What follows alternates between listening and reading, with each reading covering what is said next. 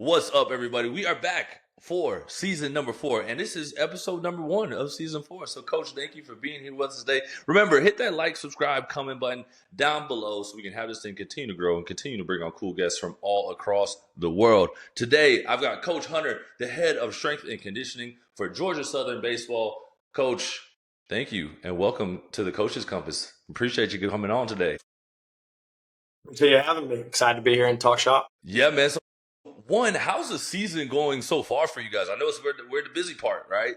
We're kind of in the nitty gritty. How's everything been? You know, man, it's crazy to say that we actually just wrapped up. You know, postseason baseball is starting right now. Unfortunately, not the way that we hope to finish the season. Obviously, we'd love to be playing in a regional or a super regional right now, but man, I mean, it's back to working. We had a great team with a lot of older guys, a lot of older seniors who end up graduating and are going to go on and do great things.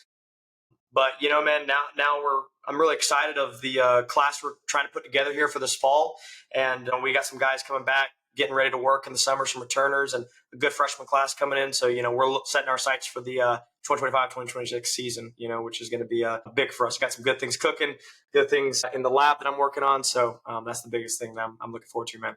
Back to the drawing board, baby.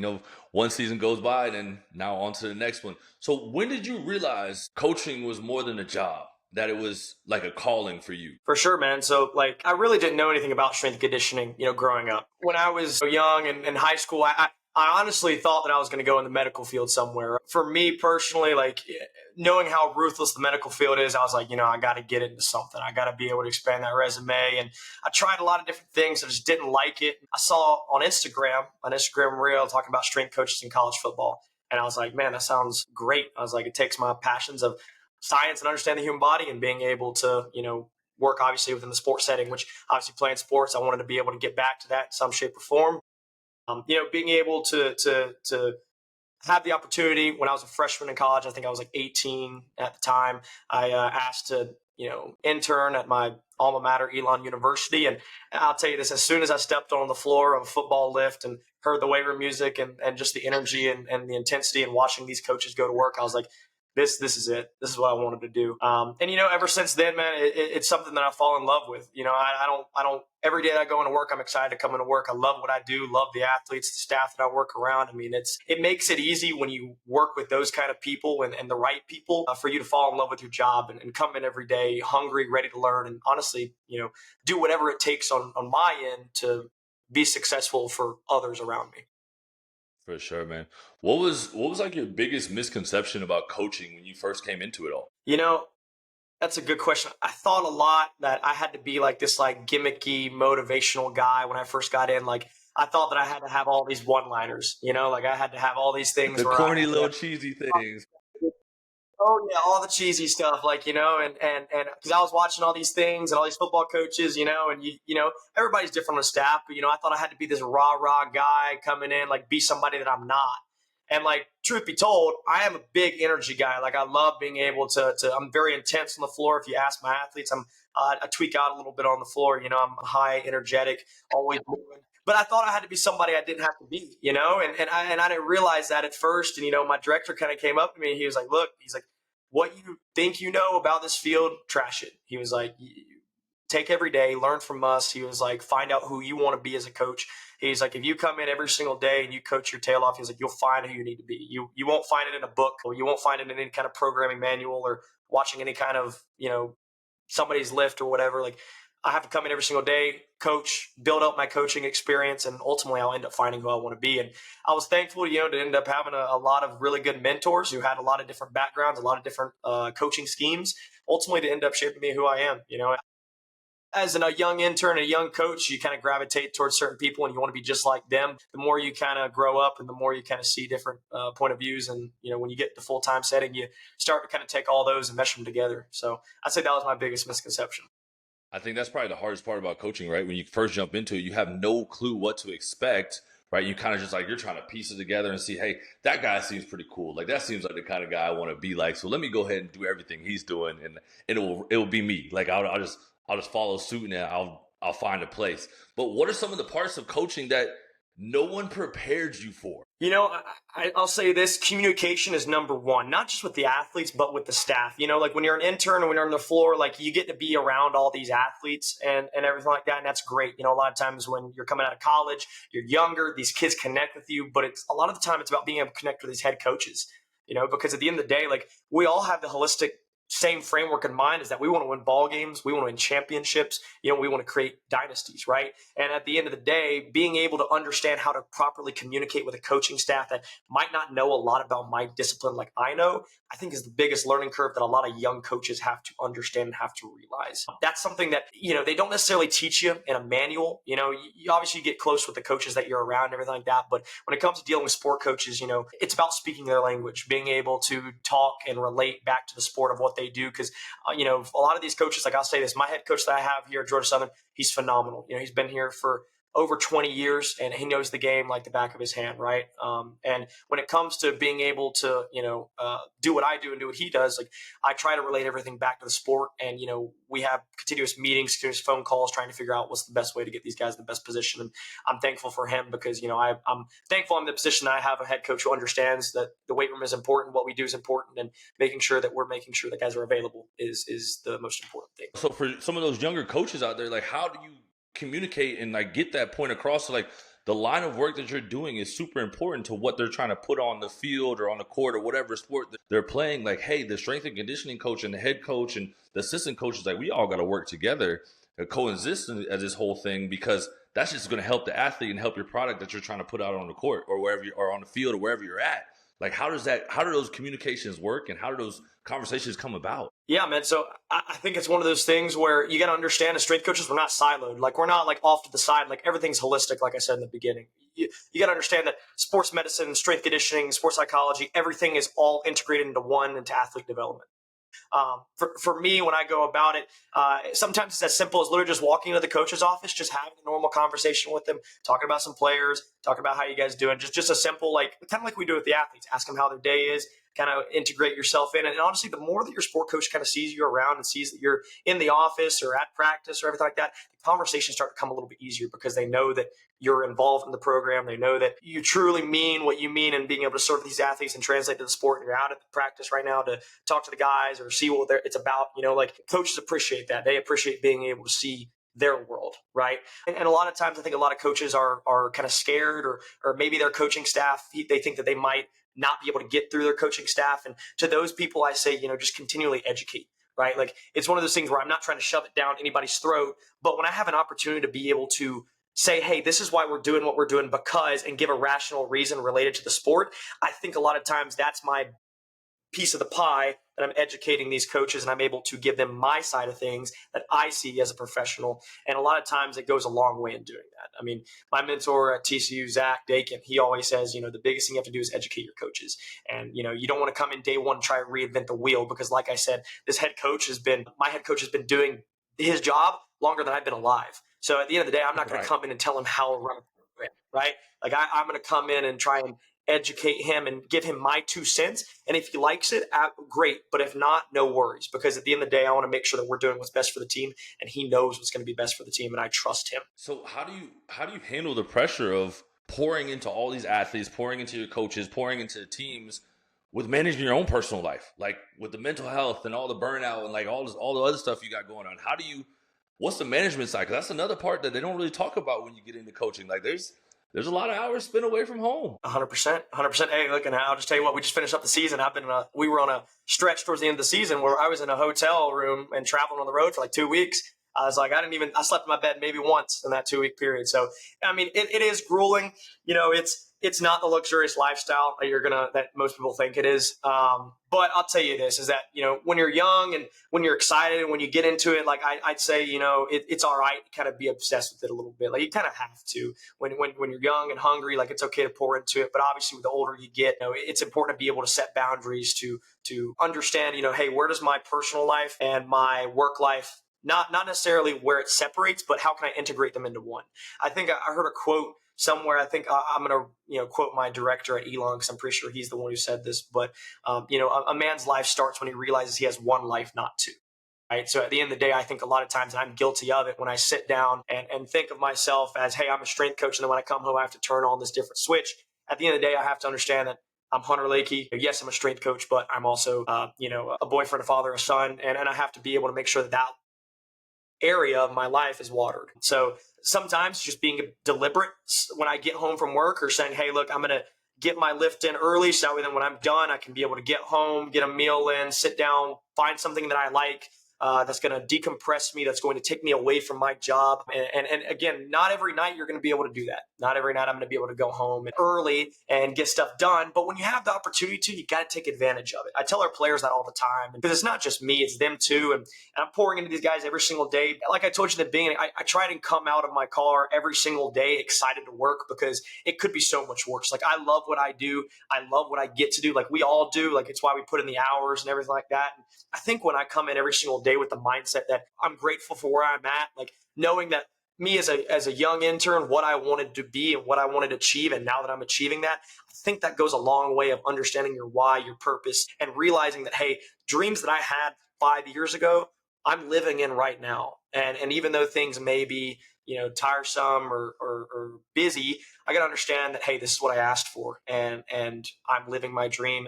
Five years ago, me would be ecstatic to understand where we're at. And if you think back to your intern days, or even the days that you were an athlete yourself, what was that transition like, going from athlete to coach? How was the mentality and like emotionally and like, or even financially, like letting go of that side of being an athlete to now, hey, I'm on the reverse side. I'm a coach now. 100%. It's definitely a separation of church and state. You know what I'm saying? It's one of those things where it's okay to have the relationships, and you have to figure out how to build good relationships professionally with these guys. Like, at the end of the day, me as a strength coach, I'm spending more time with these guys than the head coach. So I can't necessarily just be kind of this guy where I just push them off the side. Like, I have to be personable. So I tell our guys, hey, when we're not in the weight room, I'm going to be your guy. Like, I'll dap you up. I'm going to say what's up. I'm going to keep track of your life. Like, I'm going to be that guy for you. You need somebody to talk to, come talk to me. Like, I'm going to be like, Hunter Lakey. But when we're between the lines of the weight room, as soon as the whistle blows, when it's time to start our lift session, we flip a switch, we're locked in. Right. And so I think for a lot of young interns, I think understanding where that line is, like drawing that line in the sand, understanding, hey, I can't do X, Y, and Z because I'm trying to relay this professional persona. And my first mentor at Elon, they told me that, hey, you don't want to be coaching for the job that you're currently in. You want to be coaching for the job that you want. So as an intern, when I first got in, like that kind of hit me. And I started to act like I was a full-timer. I was an intern, and I was cleaning up, and I was doing everything interns did. But when I was on the floor, when I was around these athletes, I gave off this persona that I was older than I actually was. Kind of like a fake it till you make it type deal. And really, when you end up going from an intern to a full-time position, I'll say that kind of mindset prepared me for years to come in the different positions that I was in, the different settings I was in, because when you can be able to have that mindset and you do it every single day, day in and day out, by the time you get to a full-time position or 4 or 5 years out, it becomes second nature. You start to understand, hey, now I'm the full-time guy. I'm not thinking as an intern anymore. I've always been thinking of a head guy. So now it's an easier transition. Coach, you got me almost fired up, about ready to run through a wall too, man. We just sitting here talking about it, right? But for yourself, how do you measure success as a coach beyond the wins, beyond the scholarships, beyond PRs? Like, what do you measure as a success yourself as a coach? That's a great question. And I had exit meetings a couple weeks ago with some players, some seniors who came in and it's their last year wearing a jersey, playing baseball. Probably they're probably not going to be signed into professional endeavors, right? And I think for me, something that I told them was, if in 10 years, 20 years, you look back on this experience, which people say college is the best time of your life, especially if you're playing sports with your teammates. If you can look back in this time and remember the lifts, not necessarily what I was teaching you, but remember the enjoyment you had of coming in with your brother every single day and getting after it, and the music and just how fun it was. Like, again, don't get it twisted. Like, we come in here and we put our nose to the grindstone. Like, it is intense. It is hard work. It is not like, it's not just free for all, but there is some fun you can have within it, right? And there's some funny moments you have throughout the year. Like everything's not all serious all the time. But I'd say just being able to recollect on it and have fond memories of that, I think is the easiest one as a coach you can be able to create. And when you hold guys to a high standard every single day and you push them and you cheer them on, I think you're going to end up having a great environment to be able to do that. Above all else, and I kind of mentioned as well, like I'm an educator first and foremost. I'm a coach. I'm not going to hand you a card and tell you this is what we're doing because I say so, right? I want to educate you. Whether you're going to the MLB, whether you're going to the Indie League, overseas, whatever your endeavor is, I hope to be able to educate you in the field of performance. So maybe 10 years down the road, when you have a kid, you can know what good training looks like, what bad training looks like, what to look for, how you trained. Like, I think it's an important aspect of letting athletes understand that they're in the driver's seat of their own training and they understand that what they're doing relates back to their sport. I think that's something that transfers and carries on for years beyond just the post-game huddle or the post-lift huddle, right? And that's kind of something that I want to do for them. But above all else, one of my core principles is just good human beings, right? Like making sure that obviously we're holding guys to a high standard in terms of how we go about what we do, but making sure that, they're good teammates, they're good, brothers, husbands, friends, whatever endeavor or whatever relationship they have with anybody within their life. I hope that they just ultimately become great people when they leave here. And I mean, again, the class that we just left off, man, those are some guys that I love, and I tell them I love them, because I've got so close with them, and I know that they're going to do nothing but great things, not just because of me. Like I'm not going to be the guy who says, hey, I'm the reason why these guys are great human beings, because it's not. Like it's everybody in their life pouring into them, and I'm lucky that I'm able to be one of them that can pour into them and hopefully shape them for the rest of their life. That's amazing, coach. A lot of coaches are kind of just looking at X's and O's, right? Looking at numbers and all that stuff, and like they're not really thinking about there's life after the sports, right? There's things these kids go on to do afterwards. So what are we doing to kind of help them and leave that mark on their lives? Now, if you look back at your young coaching career, right, this little bit of time that we spent in this field, what's one of the moments in your coaching career that reminds you why you started or why you'll never stop doing what you do? I'll say, there are a couple times, obviously, but I think it's obviously the end of the year is a big one where like it's the culmination of everything when these guys finish up their season, especially some seniors, and I can sit back and be able to recollect with some of these guys. Because again, those meetings, a lot of times the seniors like are different than the returners. The returner meetings are a lot of, hey, this is where we're at this year. This is what we achieved. This is what I want to achieve next year. Where the other meetings with the seniors are more like, all right, man, just kind of more sitting down talking to him man to man, like human being, human being.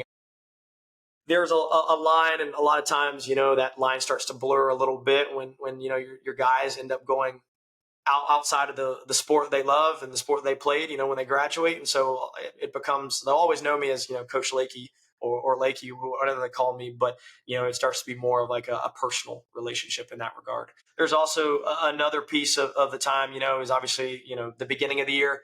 Everybody's so ready to go. Like as soon as I get that first lift and I'm at the beginning of the year, I'm sitting there. I'm like, man, this is why I do what I do. Guys are energized and ready to go. Everybody is ready to get after it. And that's a great time. But another time that a lot of guys sometimes don't realize is the start of season. I tell these guys at the start of the season that we've done everything for the past 8 months to prepare you, to put you in a position to put these tools in your tool belt to be able to go out and play aggressive and play free. And for me, being able to sit in the dugout and watch these guys go out and compete and see success, man, that it just shows that all the hard hours that these guys work, the hard work they put in, the hard work that I put in, and every other support staff member and coach, seeing these guys succeed tells me every single day, man, like this is why I do what I do. And a lot of people like sometimes don't necessarily look at the end season like that. But, my goal and what we do is to train these guys to be available, to be ready, to be able to be the best version of themselves. And when you see it in action and you're sitting on the sidelines and you get to see that, like that's such a powerful moment for a coach to know that everything that you've done, like maybe some days you don't get to see that it's working out, or some days are better than others. That's a day where you see these guys at the end of the year when you're recapping the season that they had, or maybe a big moment that a kid had that he's always dreamed of, or he was able to accomplish because of the team that we created and the coaching staff that we have around us. Like that's just such a powerful moment and something that fires me up and makes me passionate about it. Coach, I can already tell you're fired up for the next season to roll back in, man. You're ready to get rolling again already. I'm inspired, man. I've got a lot of stuff cooking, and I actually had a couple guys coming back already, who are just like, man, I know we're supposed to start earlier, but I want to get here even earlier. So they fire me up. That's got to be a great feeling when you got guys that are bought in and kind of ready to lead the next wave of things and kind of do better than you did last year. Now, before we get out of here, Coach, what is something that you would want us to ask our next guest? Oh, man, that's a good question. Shoot, man, that is a really good question. Let me think about that. I really did like the question that you gave me about the separation between the two lives, the strength coach and the strength coach and the personal life. Because again, like I'm young and I have a lot of hard time like realizing that sometimes. And everything can seem so shiny nowadays with the transfer portal and with new opportunities coming and going. And I think like something that I'm really intrigued of and something that I've really been reaching out to my mentors is trying to understand, hey, look, like what is it all about? As a coach, like what is it all about? Is it about chasing the next logo, chasing the next opportunity, or is it about understanding like that when you're in a great opportunity and you're in a great space, like is it worth it to stay in that spot? And I'm always trying to reach out to these other coaches, reach out to these people who are older than me, my seniors, the veterans, obviously, and figure out what it looks like. And that's a more complex question than it is simple, obviously, because there's so many other things. It's so different between person to person. But, I'm in a great spot here. I told you in the beginning, I love the people that I'm around every single day. Whether a new shiny job comes across my desk, like, I love the people. I love where I'm at. And maybe that's, the ticket after all. That's what life really is about being able to find where you're needed, where you're wanted, where you're valued, where the people are going to take care of you and love you. And maybe that's what people want all along. It's young, you're young, like I said, the shiny stuff comes and goes, but when you're older and you realize you end up becoming a father or a husband or anything like that, and it's older and you look back on your life, like, what am I going to look back on my life and regret? Right. So sorry, that's kind of a tangent going off the wheels there, but I love it. I love it, Coach, because it's tough, right? You get into this position and you stay competitive, right? You stay fired up. You stay looking for the next thing. How am I going to better myself, become the best coach out there? Like you're looking at all the other people, like you said, the shiny stuff out there. Instagram, NILs, transfer portal, like even for the coaches, right? You guys are constantly having job openings looked at for, right? Like, do I go MLB? What do I do next? You know what I mean? Like, is there another step for me that I'm missing out on, or am I in the place that I need to be at, right? Do I keep my feet where I'm at, and do I keep pushing forward? I can't tell you, Coach. I don't know. I'm gonna tell you that honestly. Like you might be just a little bit younger than me. I'm 33, and I'm in the general population side of things, right? I'm in the private sector, right? But there's always times that we have that feeling of like, am I exactly where I need to be at, or is there something else out there that I should be chasing, or should I continue to be hungry? Like if I stay here, is it going to keep me stagnant? Am I going to lose my edge, right? Am I going to not do what it takes to elevate myself or elevate my athletes? Am I going to get complacent? Or do I need to be here, right, and continue to challenge myself where I'm at, continue to help the athletes that continue to roll through? And so when the ones that come back and tell you like, Coach, you made such an impact on me, that's what our goal is to be. We don't know, right? And we won't know. You won't know until you take those chances, right? Until, hey, maybe I left and now I come back and realize, okay, I should have stayed there. Or maybe you leave and you go somewhere else and that was what you were supposed to do. But I think that's the beauty of life, right?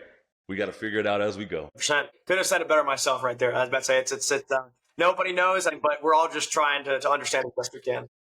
Of course, Coach. Well, I appreciate you jumping on today, Coach. I know you got a lot going on. Season just finished. I want you to enjoy the free time that you got. Don't spend too much time building that shelf and in the hot sun, but I appreciate you coming on today. Appreciate you, man. This has been awesome. I was about to say, and yeah, man, I appreciate you again. Of course, man. And we're out.